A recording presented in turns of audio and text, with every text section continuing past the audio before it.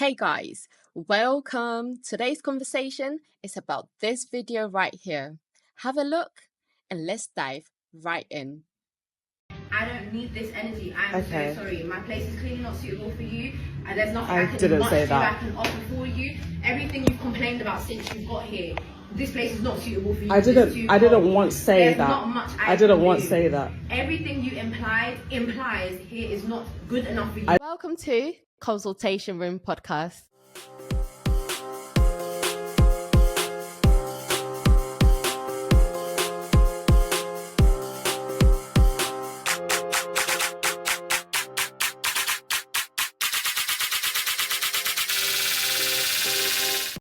Hello and welcome back. Today we are talking all things hair, the good, the bad, and the downright disastrous. We shall talk about a hairdresser who's gone viral, but not for the right reasons, from botched installs to stars that do more harm than good. We're breaking down how the wrong stylist or even the wrong hairstyle can leave you with more than just regret, but actual hair loss. Buckle up because this one is wild. So, if you've been on TikTok lately and you normally get your braids, you normally get your weaves, your wigs, your installs, you will have come across a hairdresser. Should we mention her name or just keep her anonymous? Let's keep her anonymous. Okay. I'm sure people already know, but let's keep her anonymous. Yeah. I think that's fair. So the reason she's gone viral, we'll give the story enough. Listen, if you put two and two, by all means. So the reason she's gone viral is because now the thing is, there's always two sides to this story, but the side we know is basically someone went to this hairdresser and they paid a deposit. They paid, I think they paid a late fee. I think that's what I'm hearing. So they paid a late fee, which was about £20. And I think the hairstyle was about 150 or 125, something like that. £150. £150, exactly. To get her hair done. She gets there. She's told, you need to take off your shoes. Okay, all right. Okay, your house, your rules. And then halfway through this install, she was having, I think, like a weave, isn't it? Like a leave out weave. And halfway through this install, she tells the hairdresser, look, I am cold. What's going on with the heating? And she's like, my radiators are not working. And literally the only video we see is when the hairdresser keeps saying, clearly my house is not good enough for you. My house is not good enough for you. You need to leave. And this, the lady who was getting her hair done, leaves. And the next scene, she's at home with a half done hair. And she's saying how she went to this hairdresser and this is the experience she got. Now, Steph, a few questions for you. Let's all just gather here, okay? Let's just talk about this. Yes. So when it comes to, say, a hairdresser like that, you've gone to get your hair done and that hairdresser is saying to you, listen, before you walk in my house, I want you to take off your shoes because this is our no shoes household. Yeah. And then she's like, listen, 5 minutes late, £20. And then you sit there, and then halfway through it, you're cold. She doesn't have her radiators are not working according to her, and then clearly, this doesn't go well. So, what is your take on this? On all of this, like, how are you handling this if you are in this client's position? Do you know what? I like the fact that you said there's always two sides to a story, and this is what we've heard. So this is what we're going by. So I'll start off with, you said, first of all, you said take your shoes off. I commend her for that because I'm the same. Don't bring your shoes in my house, your outside shoes inside. Fair enough. I think the customer was actually, okay with that, I think that's fine, Yes, maybe if you have some indoor slippers, you could wear that. If you have socks, fair enough. She also asked for a late fee. I also commend the hairstylist for that because, time is precious. Time is precious, let's put it out there. So fair enough, if that's in her policy that, you do have to pay for late fee, that's fair. I'm Yeah. sure the customer was aware, or even if she was not, £20 is not too bad. Well, actually it is bad. Yeah. There used to be a Um, time we used to get weaves done for 20 you know, pounds. you know. Yeah. But I think from what I heard, the customer did tell the hairstylist she was running late. And yeah, she did inform the hairstylist that she was running late. I think the only issue was it's just the way the hairstylist spoke to her. Like she said she wasn't very warm, she wasn't very welcoming when she stepped foot. Yeah, which, as a client, I think you do, when we do go for services, you want that warm reception, from that person. You want a warm reception. That's literally Yeah. what keeps you coming there. So I do get that Yeah. from the customer's point of view. Thirdly, what was the other issue? She was cold halfway through and she was told the radiator was broken. Excuse me? This is like the UK. This is like, let's say winter. Yeah, it's winter time. I know the weather is like moving to spring now and it's pretty much warm, but it It's was winter. cold It's still. cold. It's It's cold. cold, This is sis. Like something, it's yeah. freezing still. You know, this is something that every household should have, a radiator. It should be present because first And of a all, she's doing, business, a yes, business. Let's a look at this from a no, business point of yeah, view. It's a house, yeah, but yeah, it's still a yeah. She's business. doing it in the house. Yeah, she's doing the hair in the house. So you Yeah. expect a radiator to be there. And if it's not, at least let your customer know, oh, my radiator is broken. Therefore, maybe when you are coming to do your hair, wrap up warm, maybe bring extra layers, bring some That's fluffy it. socks, because I do not allow outdoor shoes. Do Yeah. warn your customers because it's so uncomfortable to sit down for hours and you're cold. It's Like that is sickening. so Let's be uncomfortable. honest. Yeah. I tell you what, Steph, I've actually sat at hairdressers Mm, and it was cold like that. And yeah. I literally just had a small cardigan because Yeah. it wasn't cold outside. It Mm, was, I think it was about 20 degrees, 22 degrees, but her house yeah. was very cold. And whether she knows it or not, I think it's very important just to let customers know. And if Yeah. you don't know this, just have something in place. Yes. Do you know what I mean? So either way, I feel like when it comes to customer service, this is why some businesses fail. Yeah. Because if a client is telling you this, she's cold or whatever. I think there was, I'm not sure if this actually did happen, or maybe people were like, there's been loads of people talking about this. But I Yeah. remember someone saying, oh, like she asked her, like she's anemic. Yeah. And I'm like, if that actually happened, first of all, I'm sorry, why are people making fun of something of a condition? Let's be honest. No.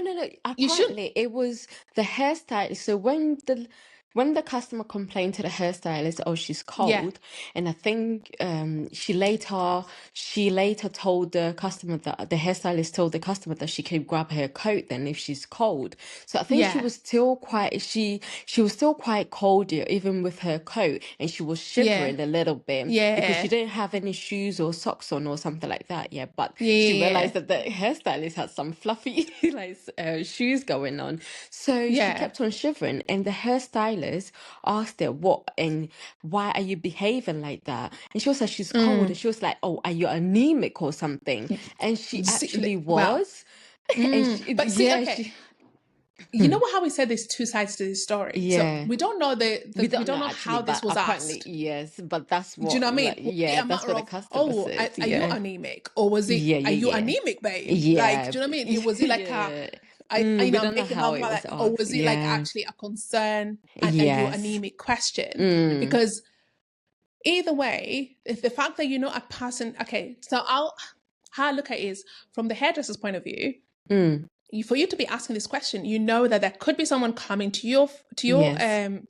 business, and they could be anemic and they could be cold. So if your Yeah. radiator not working, let You them need to, know then yes, beforehand, or have yeah, something in place, have blankets that's and all it. of that. Do you see That's what I mean? it.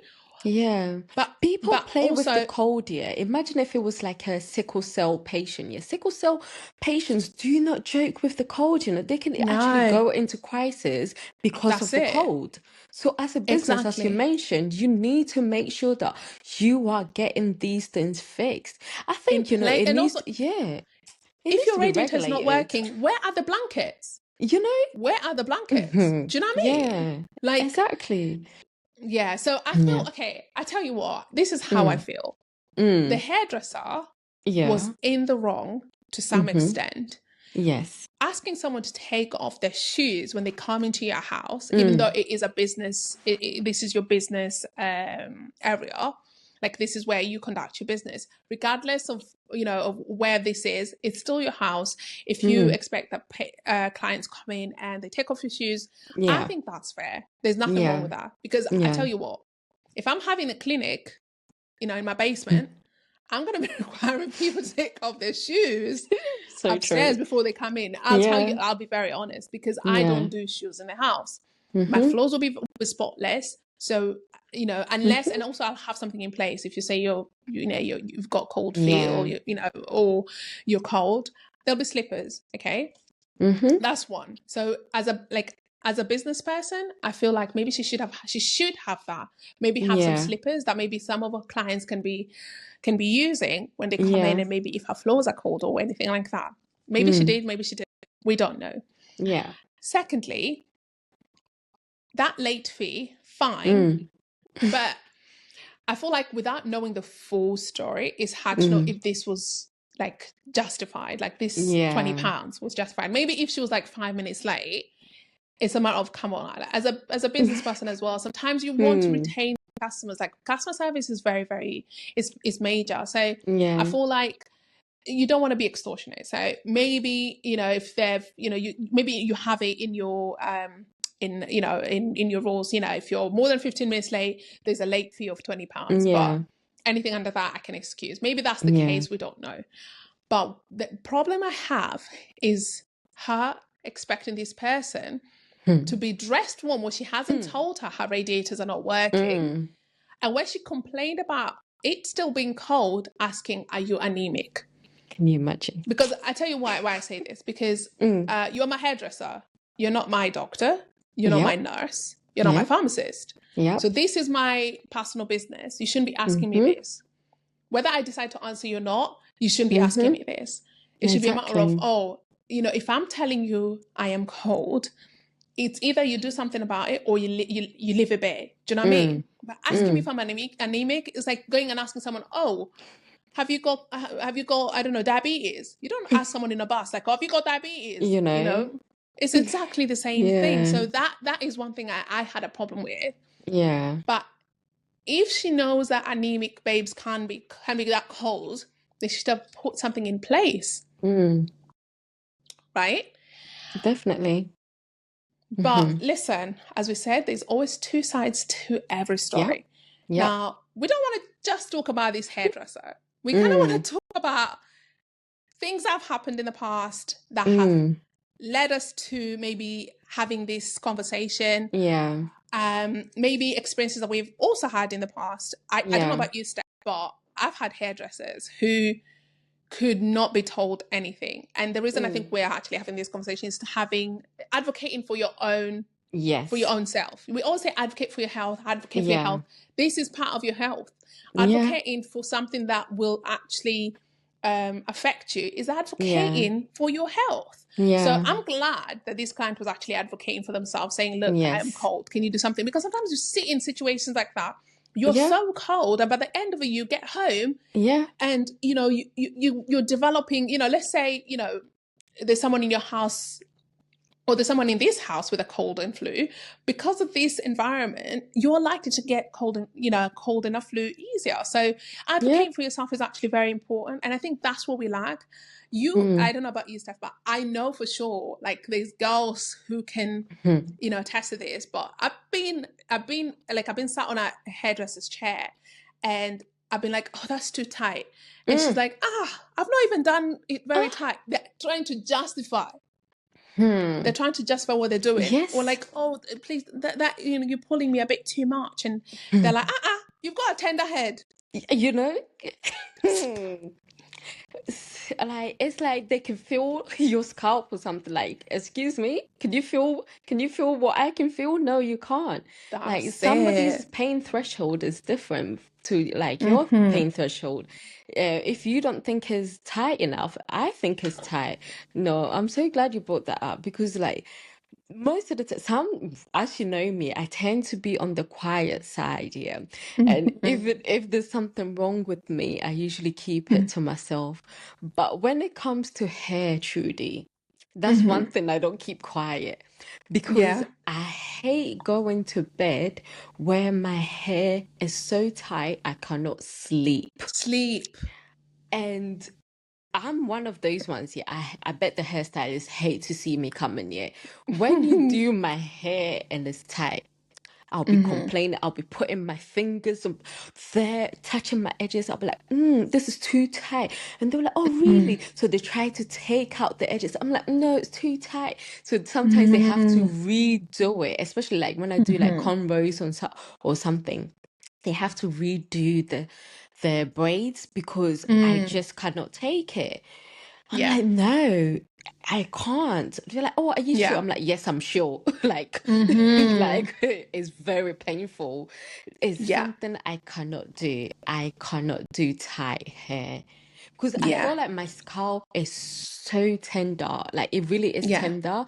Once the hair is tight, my hair literally starts to fall off. Like it just starts to fall off, Trudy. I literally went through it Listen. recently. That's why I've not been braiding my hair. My edges are all off, so I'm trying to regrow them now. Yes. Yeah, but it's Wow. important.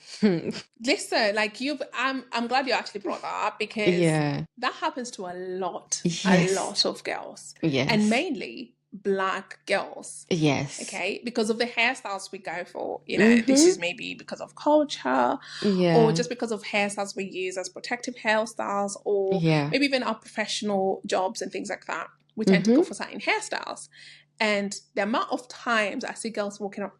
When I say girls, me included. Yeah, listen. When you see a patch on my hair, on my hairline, please mind your business, okay? Just not. I did some braids, and this woman will not listen to me when I was telling her it was too tight. And now what's happened is the braid has fallen off with my With hair, your hair? okay?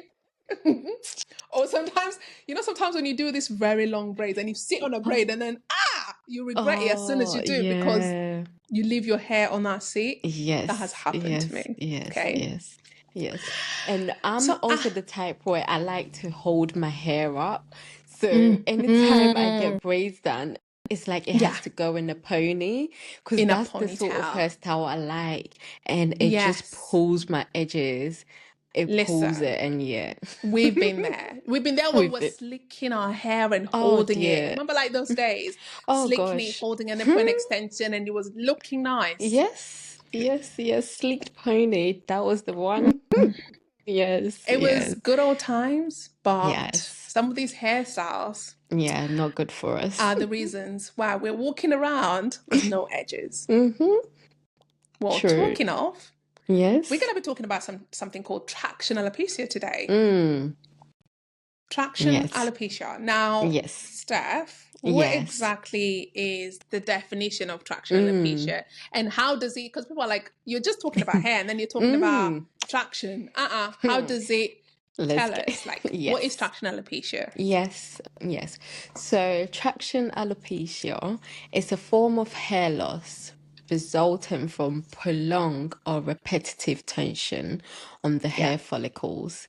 So, this condition commonly arises due to hairstyles that Yeah. exert continuous pulling forces on the hair, which we've already mentioned, such as like the tight ponytails, braids, bands, or cornrows. So over time, this persistent tension can damage the hair follicles, leading to hair thinning, and if unaddressed, can actually lead to permanent hair loss. So that is basically what traction alopecia is. Yeah. So I have mentioned a few of like the hairstyles that can cause it, but what Yeah. can you go into details like causes of like traction alopecia? Yes. Yeah. So as you said, Mm. the excessive or repeated strain, pulling of the Mm-hmm. hair over a long period of time is what can Yes. cause traction alopecia. Mm. Now, if you're a black girl, you know that we've been wearing braids from time, Yes. okay? Now, unfortunately, these braids could be the reason why some of us have traction alopecia. So some hairstyles cause a lot of strain or repeated strain on the hairline, or at Yeah. least on the finer follicles of the hair. And Mm-hmm. this is what causes traction alopecia. So as I said, any tight hairstyles like braids, Mm-hmm. cornrows, any tight ponytails, Steph, Mm-hmm. when you have your braids and you hold them up, that Yeah. creates a sort of tight ponytail.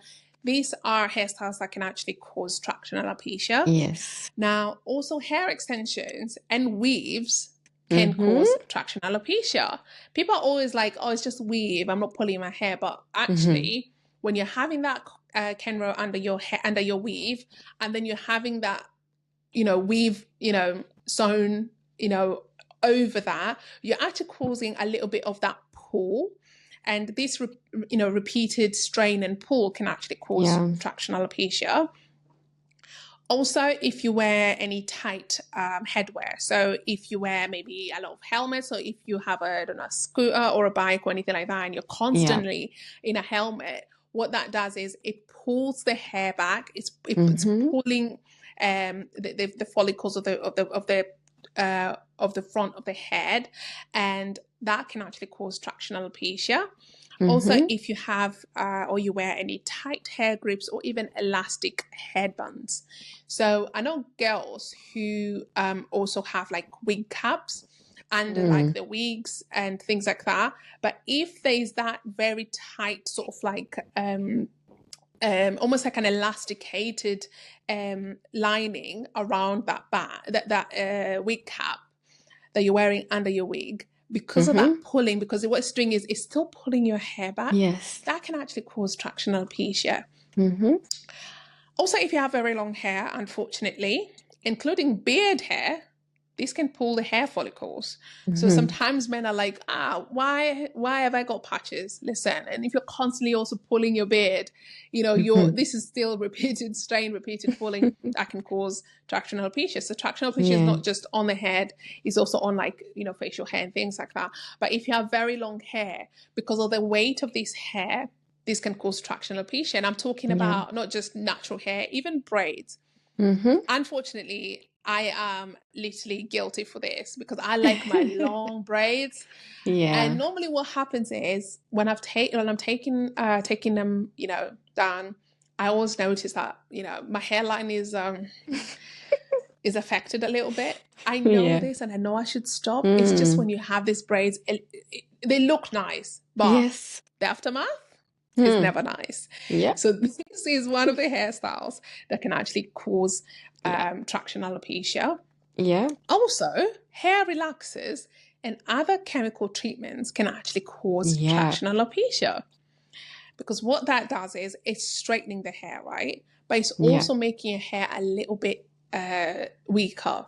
So any small strain on that hair will actually cause the hair follicles to be weak and possibly fall off. So if you are constantly relaxing your hair, please be very careful. Be very careful as to how you pull your hair, because if you relaxed your hair or permed your hair and then you're holding it into a tight ponytail, that is a double whammy. Of course, you're going to pull out or weaken your hair follicles. So these are hairstyles that can actually cause traction alopecia. And also, if you also use extensions and relaxers together. So if you have just relaxed your hair and then on top of that, you're already braiding your hair or you're having that weave, this, of course, I'd say is a double whammy. You're pulling the hair follicles, and this can, of course, cause traction alopecia. And last but not least, if you wear rollers on your hair when you're going to bed, you don't realize this, but you're actually pulling and straining your hair. So eventually you could actually have traction alopecia. Yep. So these are the common hairstyles that I have in mind that can cause traction alopecia. And when I said something like long hair, even dreadlocks, as much as people are like, this is like protective hair, my hair will be okay. No, that is still going to pull on your hair. So you have to be very careful Yep. about the hairstyle, you have was having, like maybe long hair or even just some of these hairstyles. But yes, these are the most common hairstyles that could actually cause you to have traction alopecia.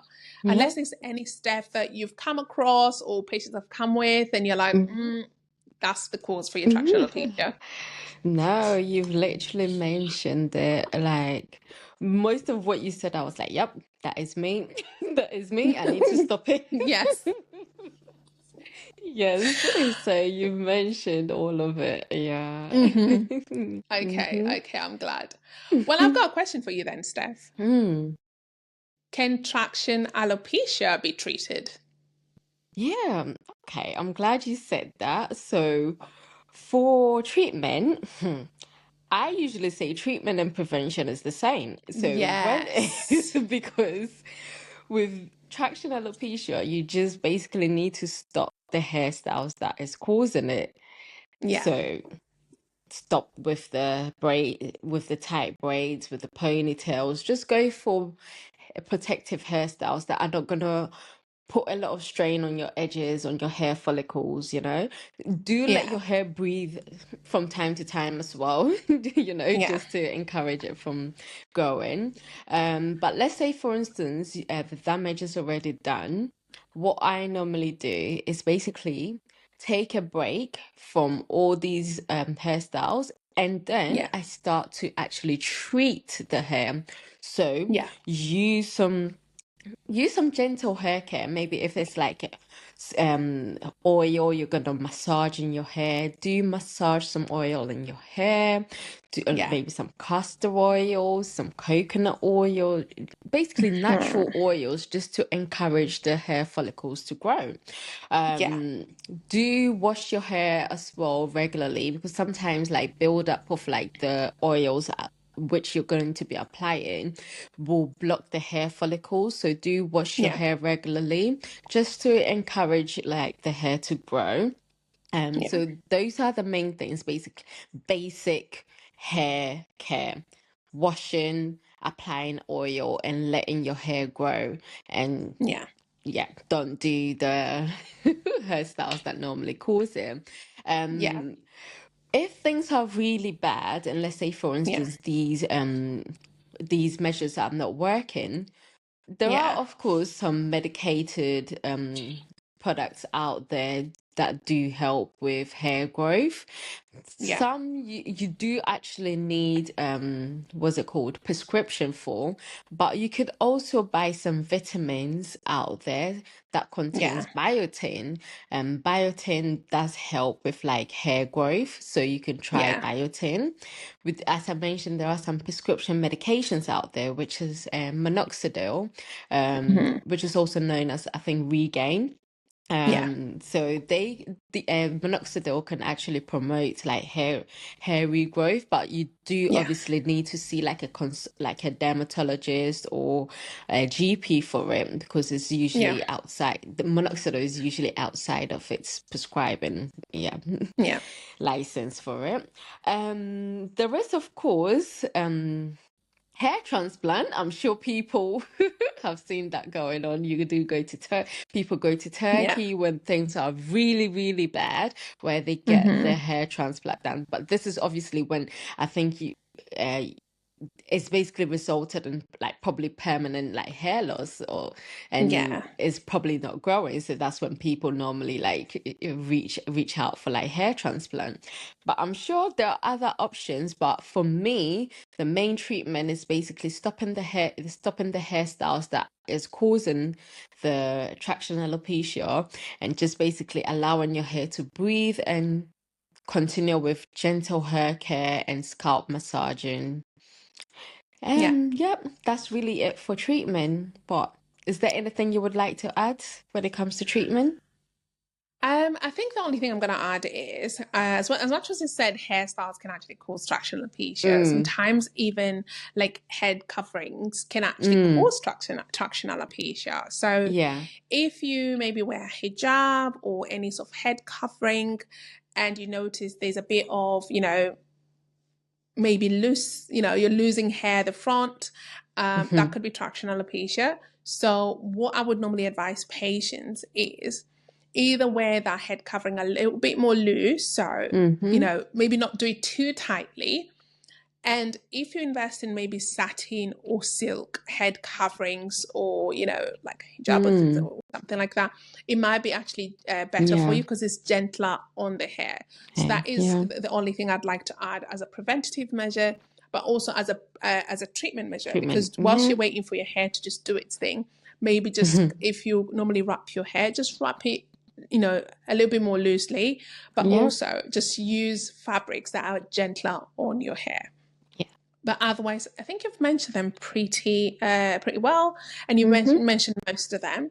But again, if you've noticed you have traction alopecia from anything we haven't mentioned, or you've tried something that really, really, really works for you, I personally would like to know, okay? I don't know about you, Steph, but I would really love to implement some of these things because, listen, the edges are not edging at the moment, but I told you.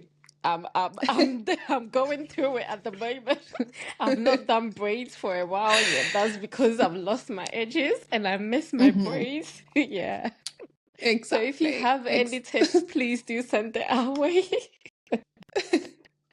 We would really love to share this with not just our audience, but also our patients. So if there's something that has really, really worked for you, please let us know. Because you're not just helping one person, you're helping a ton of girls who would love to know what you're doing, what your secrets are to traction alopecia treatments, prevention, all of these things. But of course, if there's anything that you've tried that we've mentioned and you felt that it's made it worse as well, please let us know, because then we will educate more people on this. Yes. What is your final words when it comes to traction alopecia, advocating for your own health, for your own wellness? What are your final words when it comes to hairdressers, hair chronicles, hair care? What are you telling people, Steph?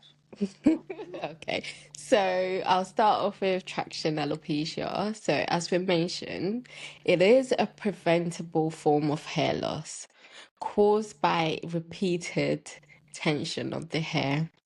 If caught early, hair can regrow, but prolonged strains may lead to permanent damage. So key takeaways from this: avoid tight hairstyles that constantly pull on hairline. Give your scalp breaks from weaves, braids, and extensions. Use gentle hair care products and avoid extensive heat or chemicals. If you notice thinning or hair loss, act quickly. Early intervention can make a big difference. Consult a dermatologist if hair loss persists to explore treatment options. Because at the end of the day, your hair health starts with you. How you treat it depends on you. So be kind to your scalp and it will thank you later. And when it comes to advocating for your hair, please speak up when it comes to these hairstylists. If there's something wrong with you, do not keep it in there. Don't be quiet. At the end of the day, you're paying for a service. So if you're not happy with something or you're uncomfortable, voice it out. Don't keep it in. Yeah. What is your take-home message, Trudy?